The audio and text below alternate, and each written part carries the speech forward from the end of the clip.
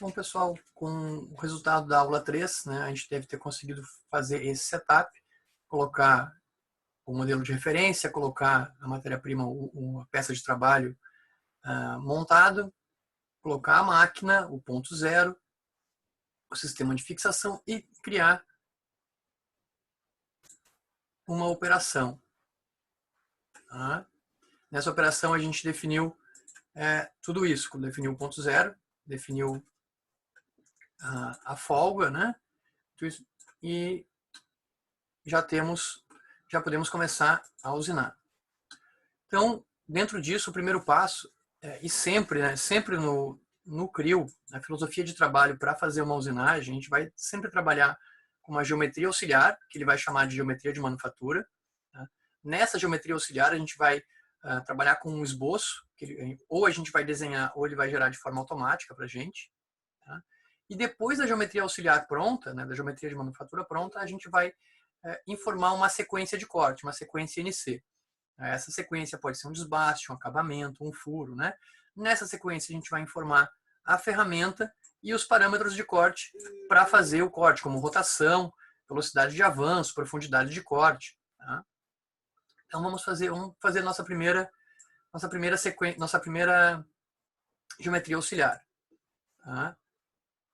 Então, para fazer as geometrias auxiliares, a gente tem essas opções aqui nesse canto. Geometria de manufatura pode ser uma janela de fresamento, um volume de fresamento, uma superfície de fresamento, uma furação, um grupo de furos, né? um perfil de torneamento e um limite de material. Essas são as geometrias de manufatura disponíveis aqui, além disso o envelope de torneamento e algumas coberturas de referência.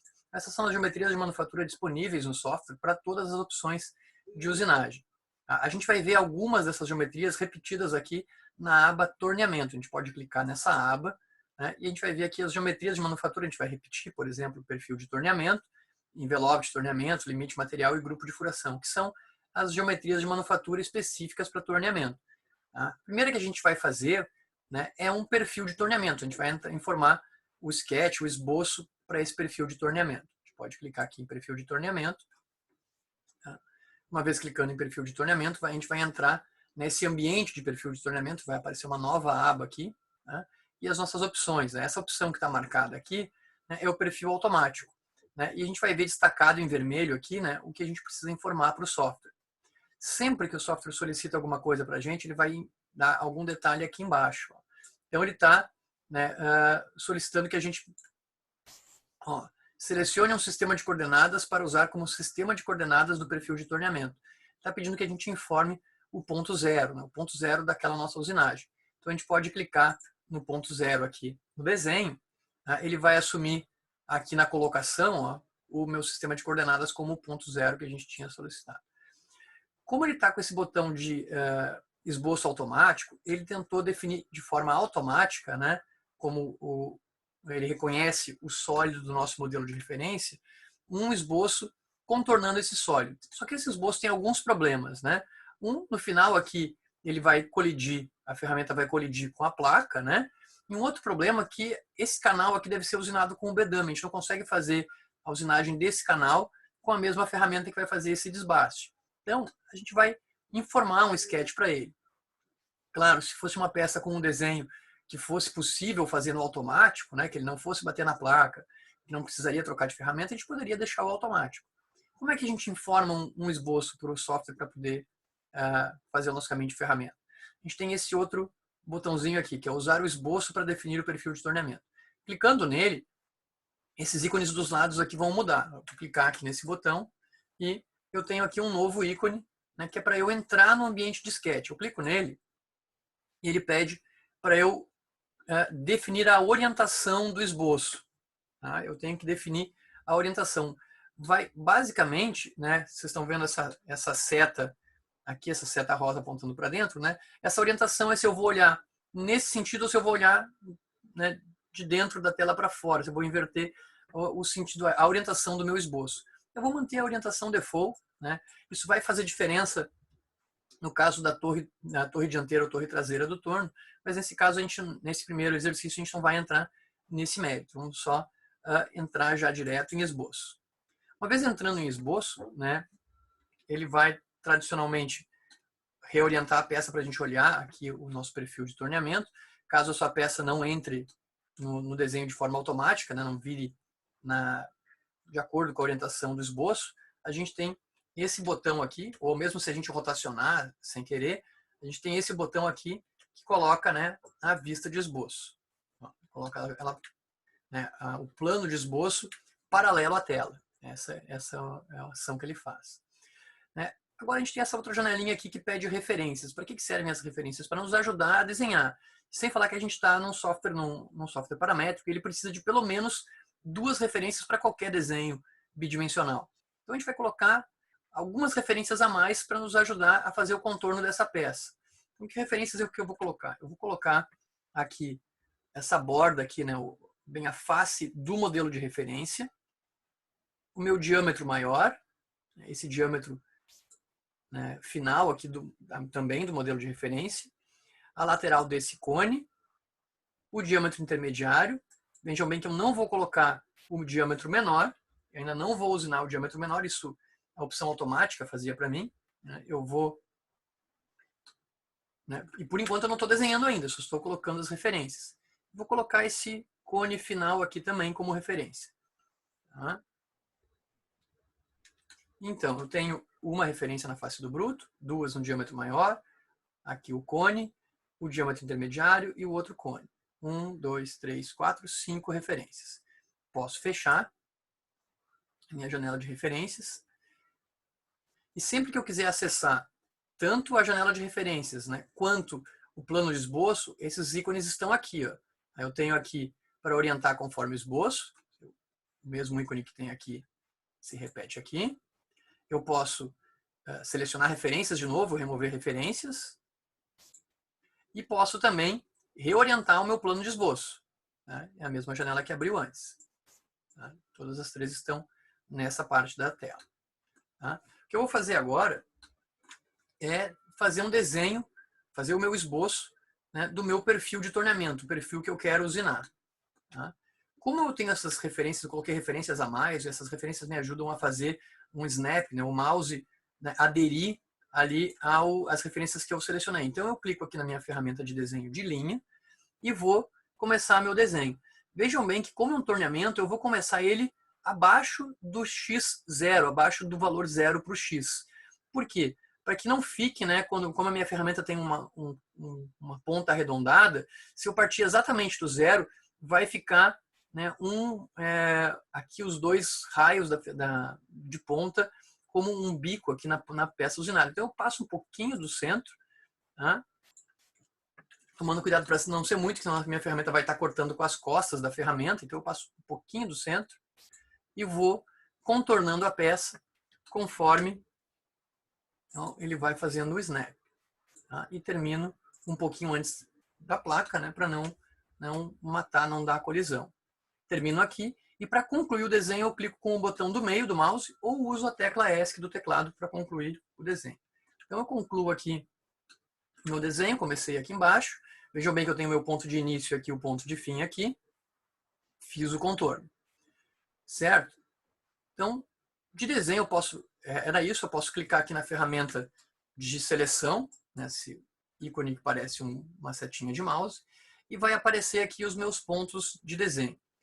Uma coisa que a gente deve prestar atenção aqui, tá? e chama atenção para o pessoal que é acostumado a desenhar, a modelar no PTC Creo para fazer, por exemplo, peças, um esboço e depois uma extrusão, né, que aparecem esses quadradinhos vermelhos, esses pontos vermelhos no início e no fim aqui da minha seção. Tá? Normalmente quem faz um desenho lá que quer extrudar, o extrude, para fazer um sólido extrudado, ele pede que a seção seja fechada. Se a gente tem uma seção aberta e extruda, né, fica uma superfície. Uma superfície não é um sólido, né, é uma geometria com espessura 0, né, diferente da casca. A superfície ela tem espessura 0. Então, isso lá na modelagem, quando a gente está modelando. Aqui no CAM, aqui que a gente quer gerar um caminho de ferramenta, a gente precisa que a seção esteja aberta. Nesse software, sempre que a gente precisa saber quais são os requisitos de uma determinada feature, né, ele tem esse botão aqui que informa os requisitos do elemento, os requisitos da feature que eu estou trabalhando. Nesse caso, a feature que eu estou fazendo precisa que a seção tenha entidades geométricas, que a gente tenha desenhado alguma coisa. A seleção deve estar aberta, então está realmente aberta, tem que ter uns pontinhos vermelhos, né? E não pode ter mais de um loop, não pode ter mais de uma linha. Não posso ter, por exemplo, além desses 2 pontos vermelhos, mais 2, né? Mais uma linha, ou 3, 4 linhas, né? Eu preciso apenas de um loop, uma sequência de linhas aqui conectadas, e ela deve estar aberta. Tá? Então, com isso é possível fazer o perfil de torneamento, que é o que a gente quer fazer. Nesse caso, não preciso fazer mais nenhuma modificação, posso concluir esse esboço. Tá? Concluindo o esboço, eu volto aqui para o torneamento de perfil, lá onde a gente clicou nesse ícone antes aqui, para entrar no esboço. Né? Então, a gente volta para o torneamento de perfil.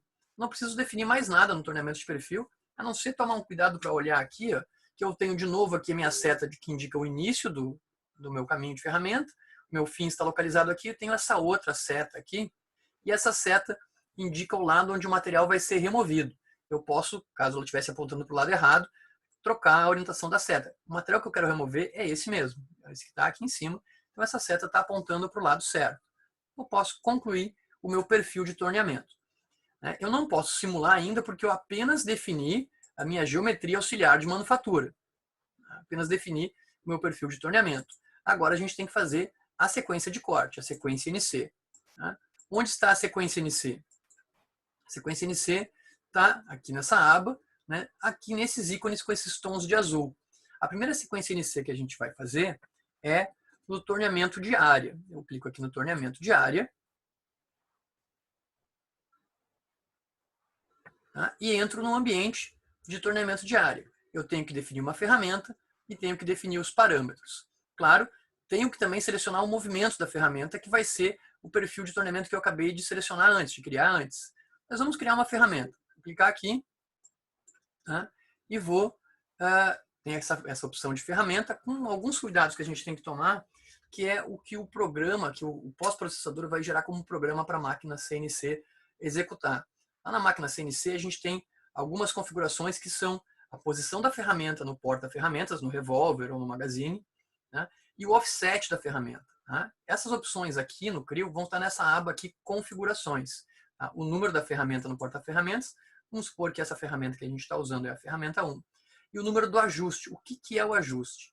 Normalmente as máquinas CNC mais comuns no mercado, o que ela movimenta, né, é essa, né, é a coordenada do início do porta-ferramentas, do suporte. Tá? Então estaria mais ou menos aqui na máquina. E a gente pode ter ferramentas distintas em cada posição do revólver. Tá? Então a gente tem que informar também um índice, né, um número que indica a posição de memória onde é que está a correção. O que é a correção? É a distância em X e a distância em Z desse ponto até a ponta de corte, até a aresta de corte. Tá? Claro que a gente não vai dar dimensões durante a usinagem. Né? Esse setup é feito previamente, o operador vai colocar a ferramenta lá e vai configurar a máquina com essas, vai medir essas distâncias, vai configurar lá numa determinada posição de memória onde vai estar essa correção. É boa prática, é comum de que o número da correção para a ferramenta 1 esteja na posição de memória 1. O número para a correção da ferramenta 2 esteja na posição 2. Então, para uma ferramenta que esteja na número ferramenta 1, né, a gente pode colocar o número de correção como 1. Tá? Eu vou chamar essa ferramenta de T0101. É o comando de troca de ferramenta na linguagem ISO, no código G, é o comando T.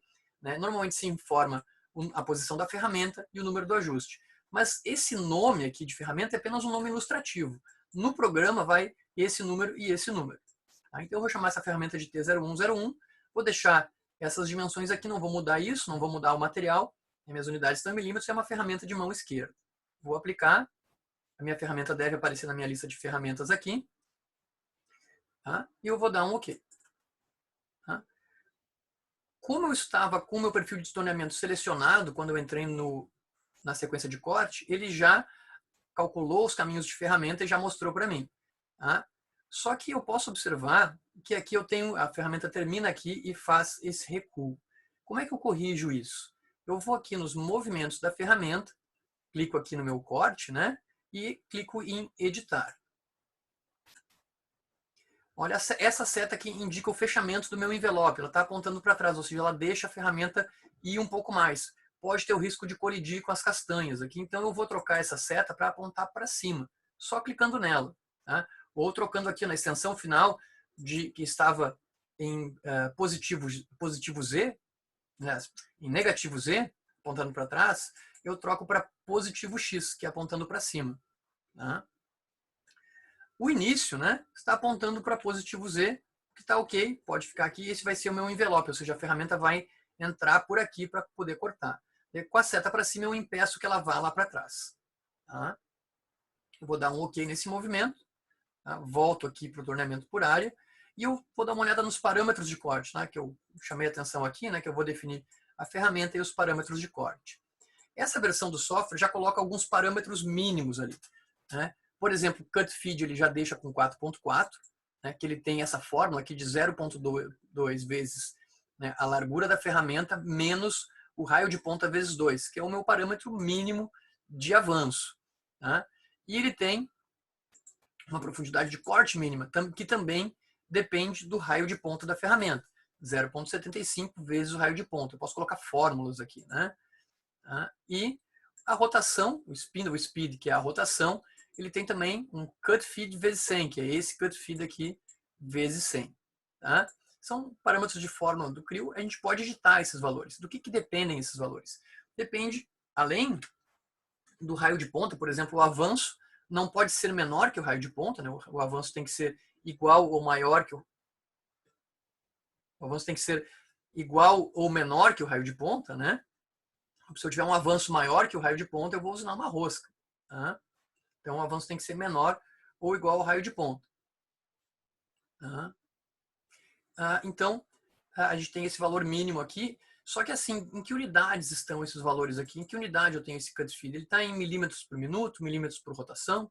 A gente sabe que a velocidade de avanço é dada em milímetros por minuto e a taxa de avanço em milímetros por rotação. E esse cut feed, em que unidade que é? A gente pode conferir isso. A gente tem esse botão aqui para editar os parâmetros de usinagem. A gente pode clicar nele. Tá? E a gente vem aqui, né, mostrando, né, se a gente tiver em básico, a gente pode clicar para mostrar todos os parâmetros, tá? Clicando em todos, a gente vai ver as feed units, né? MMPM, está em milímetros por minuto. Tá? Então a gente sabe que aquele valor ali de parâmetros, né, é em milímetros por minuto. A gente vai alterar aqui 4.4 milímetros por minuto, é um número bem baixo. A gente pode botar aqui, por exemplo, 100 milímetros por minuto. Tá?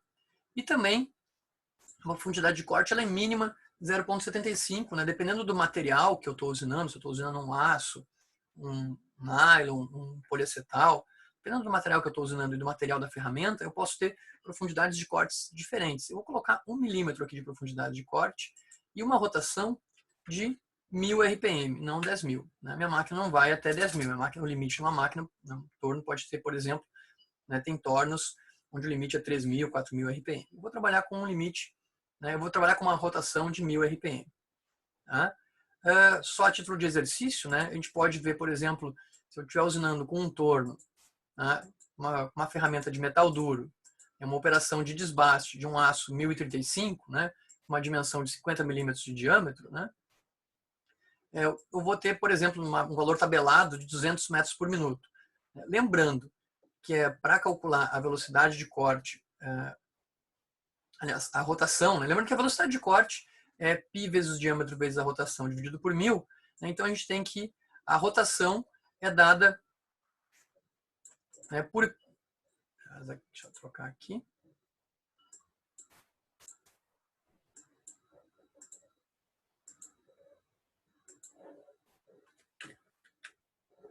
Deixa esse...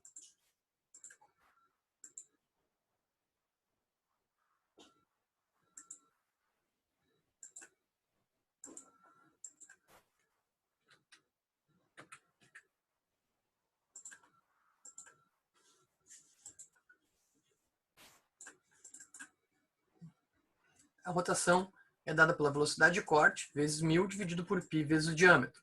Tá? Então, nesse aplicativo aqui já faz o cálculo. Né? Para 200 metros por minuto eu teria em torno de 1.200 RPM. Posso trocar ali, então, no CRIO, para trabalhar com 1000 RPM. Então, 100 milímetros por minuto, 1000 RPM e 1 milímetro de profundidade. São valores adequados. Preenchido isso, eu consigo já simular e posso calcular meu tempo de processo. Tá?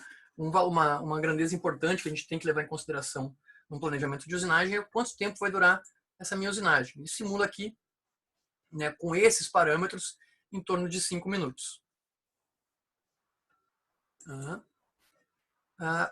Posso concluir essa usinagem, né? Posso trocar também os meus parâmetros. Né? Normalmente, essa velocidade de avanço nos catálogos, a gente obtém essa taxa de avanço em milímetros por rotação. Como é que eu colocaria aqui, em vez de 100 milímetros por minuto, como é que eu colocaria aqui em milímetros por rotação? Eu posso vir aqui nesse botão, trocar, né? Vir aqui em Feed Units, e eu vou ter outras opções aqui, né, de unidades de avanço.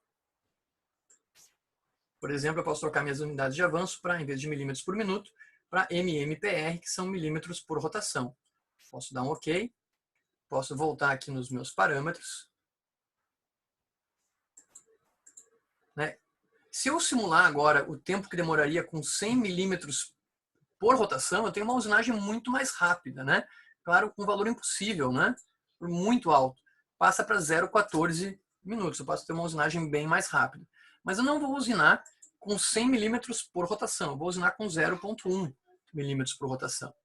Tá? Tenho agora um número mais próximo dos 5 minutos que eu tinha antes. Tá? Posso concluir esse planejamento. E agora, com esses dois casos, eu posso simular essa usinagem. Eu posso simular aqui no OP10, né? Posso clicar com o botão direito. Tá? E para simular, eu tenho esse íconezinho aqui, que vai me colocar no ambiente de simulação. Nas versões antigas, esses softwares usavam Vericut, que é um simulador externo. Nessa versão atual, o simulador é integrado com o ambiente do software. Eu tenho aqui a minha peça montada com o bruto integrado, né, com a peça de trabalho. Para entrar nos controles da simulação, eu tenho esse botão aqui. Eu tenho aqui. Então, esses dados CL é a minha linguagem, o meu programa de corte na linguagem APT, uma linguagem mais rebuscada, um pouco mais com palavras-chave mais completas, não tão resumida quanto a linguagem ISO. Eu tenho, por exemplo, goTo e a coordenada XYZ, especifico taxa de avanço com feed rate e a unidade aqui, ó, MMPR, Rapid para avanço rápido. Eu tenho meus dados CL, que é o programa na linguagem APT, a lista das sequências de corte que eu vou executar, no caso é só uma.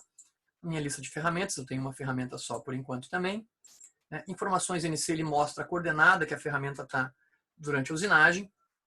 Posso deixar isso aqui aberto para a gente simular vendo como se fosse um comando CNC.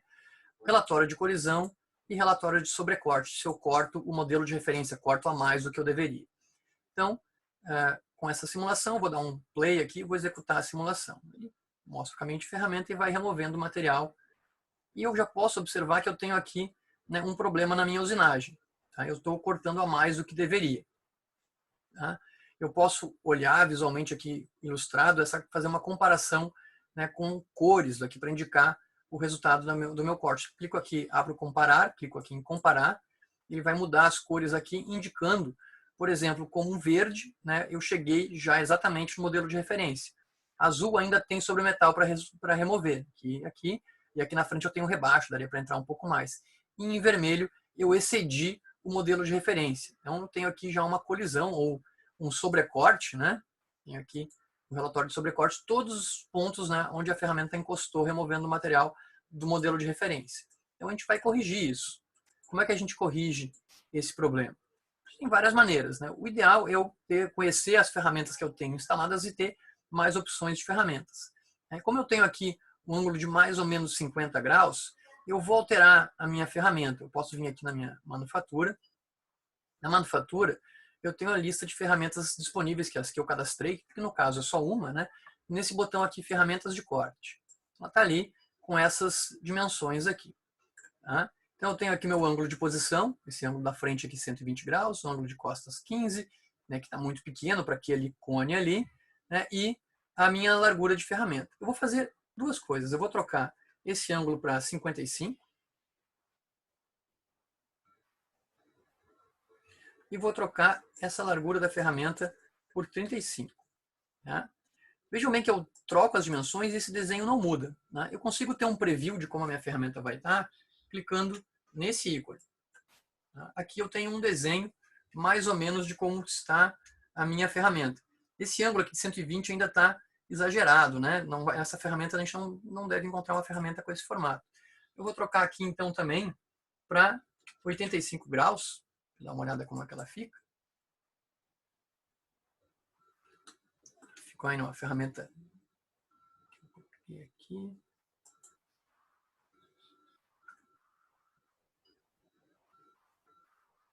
É 95, né? O mais correto é 95. 95 graus, a ferramenta fica, né, um pouquinho mais realista, né? Claro que eu não vou deixar 90 graus exatos aqui, porque eu posso ter alguma outra colisão mais na frente aqui.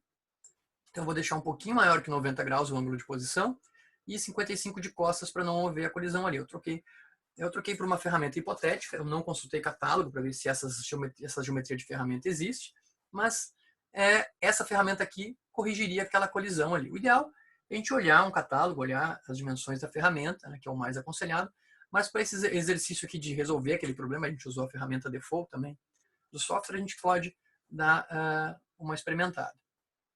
Eu posso trocar o raio de ponta, também botar um raio de ponta um pouco menor, eu conseguiria um avanço, eu teria que usar um avanço ainda menor, e posso dar um OK nessa ferramenta, é só um aplicar, aliás, e um OK para essa ferramenta. Ele vai perguntar se eu quero realmente mudar essa ferramenta, eu confirmo e dou um OK. Não preciso nem entrar lá na sequência de corte, nem no perfil de torneamento. Posso simplesmente simular essa nova usinagem e não deve ocorrer mais a colisão. Venho aqui no botão de simulação, venho nos controles da simulação e posso executar a simulação. Tá? Ela já concluiu, tá? E eu posso vir na comparação aqui e ver se aconteceu algum problema de novo. Está verde, tudo ali que está verde é o modelo de referência, é onde eu queria chegar, e está em azul ainda onde eu tenho sobre metal para retirar. Então, está tudo certo. Essa usinagem que a gente fez, né, de torneamento de área, é um tipo de usinagem de desbaste. A gente observar, ele fez vários passes na profundidade de corte de 1 milímetro que a gente especificou. A gente pode dar ainda um passe de acabamento. Tá? Eu posso fazer o passe de acabamento com uma outra sequência de corte, a sequência de corte de perfil, ou torneamento de perfil. Lembrando que a gente não confundir, né, com perfil de torneamento, que é uma geometria auxiliar, a gente pode fazer aqui, nas sequências de corte, o torneamento de perfil. O torneamento de área, né, faz um passe incrementando aquela profundidade de corte que a gente especificou, que no nosso caso foi 1 milímetro. O torneamento de perfil, ele vai simplesmente seguir aquele perfil de torneamento, né, com um caminho único. Ele vai seguir aquele caminho uma vez só. Tá? A gente pode, nesse caso, como a gente já tem um perfil de torneamento pronto, a gente pode fazer um torneamento de perfil que siga o mesmo perfil de torneamento que a gente usou no desbaste por área. A gente clica aqui em torneamento de perfil. Vai entrar no ambiente de definição dessa sequência de corte. A gente já tem uma ferramenta pré-selecionada. Tá? A nossa ferramenta T0101 serve para fazer esse acabamento. Ela é uma ferramenta de torneamento de mão esquerda. Tá? Serve para fazer esse acabamento.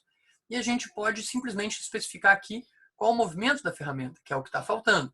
Então a gente insere aqui, clica em corte de torneamento de perfil, e ele vai pedir que a gente selecione algum item. O que ele está pedindo aqui? Selecionar um perfil de torneamento, que foi justamente o que a gente criou antes. A gente pode utilizar o mesmo perfil. Clica nele aqui. Pode ser na árvore, pode ser no desenho, essa linha em azul que a gente tem marcado aqui. Tá? Já selecionou ali o perfil de torneamento. Ok. Tá? E ele já, inclusive, desenhou essa linha que está... Essa linha está de acordo com o centro do raio de ponta da ferramenta. A gente tem um raio de ponta de 1.5. Tá? Ali, a ferramenta vai fazer só esse movimento. Vai entrar aproximando aqui e vai contornar a peça fazendo um acabamento. Tá? Nos parâmetros de acabamento, são parâmetros diferentes. Normalmente um avanço no acabamento é um avanço menor do que o avanço no desbaste. Tá? A profundidade de corte no acabamento é uma profundidade de corte fixa, né? A peça já está usinada, a gente vai simplesmente seguir aquele caminho de ferramenta. E a rotação é uma velocidade no acabamento, como o nosso avanço é menor, a nossa rotação pode ser maior. Tá? Então a gente pode colocar, por exemplo, o ideal seria realmente verificar, né, os parâmetros, podemos até simular aqui, se for acabamento, né, qual seria a nossa rotação. A gente tem uma velocidade de corte maior, a gente pode botar uma rotação de em torno de 2.000 RPM para esse acabamento. A gente pode botar uma rotação de 2.000 RPM. Tá? E o nosso avanço geralmente deve ser menor. Eu vou trocar mais uma vez as unidades aqui, né, para minhas feed units a gente utilizar, por exemplo, milímetros por rotação, porque eu vou querer uma taxa de avanço menor por rotação. Tá? Aqui, milímetros MMPR, milímetros por rotação. E na meu cut feed, agora, né, minhas feed units estão em milímetros por rotação, vou colocar 0.05, menor do que o 0.1 que eu usei antes. Então, estou com 0.05 e 2.000 RPM de rotação. Tá? Vejam bem que o parâmetro step depth aqui, que era a profundidade de corte que a gente tinha antes no desbaste, não aparece. O step depth ele só é relevante quando a gente vai dar vários passes e aquele step depth é a profundidade para cada passe. No torneamento de perfil, ele é um acabamento, ele vai simplesmente seguir esse caminho. Tá? Então, eu posso agora verificar o tempo que deu esse meu processo, 0,59 minutos para fazer esse acabamento, que é só um passe seguindo aquele caminho. Posso confirmar aqui. E fiz já o meu desbaste por área, meu torneamento por perfil. A minha usinagem está correta. Posso simular essa usinagem. Posso verificar o tempo de todo o processo. Eu clico na operação aqui e vou nesse íconezinho com essa esferinha com lápis para eu redefinir. Né? Eu posso olhar o meu processo e clicar aqui em toda a operação. Ela vai me dar um tempo de 6,28 minutos. Os 5 minutos do desbaste e 1 minuto para o acabamento. Tá? Posso confirmar. Eu posso ver o tempo da operação. Posso clicar também com o botão direito na operação.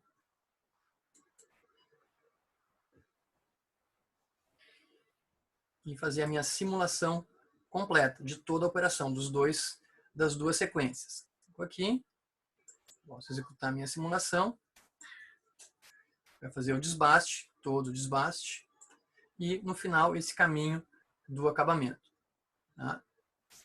Posso reiniciar essa simulação. Posso identificar aqui que eu tenho já duas sequências na minha lista de sequências. Tenho na minha lista de ferramentas uma ferramenta. Tá? Vou executar de novo a simulação.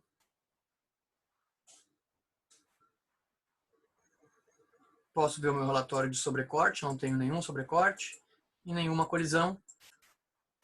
E posso comparar minhas geometrias e observar que eu não tenho nenhum ponto em vermelho. Claro, ainda faltam algumas operações que a gente vai ver nas próximas aulas. Essa aqui é a nossa aula 4, onde a gente verifica o desbaste por área e o acabamento de perfil. Salvo essa peça e nos vemos na próxima aula, né, onde a gente vai fazer algumas outras sequências de corte. Até mais.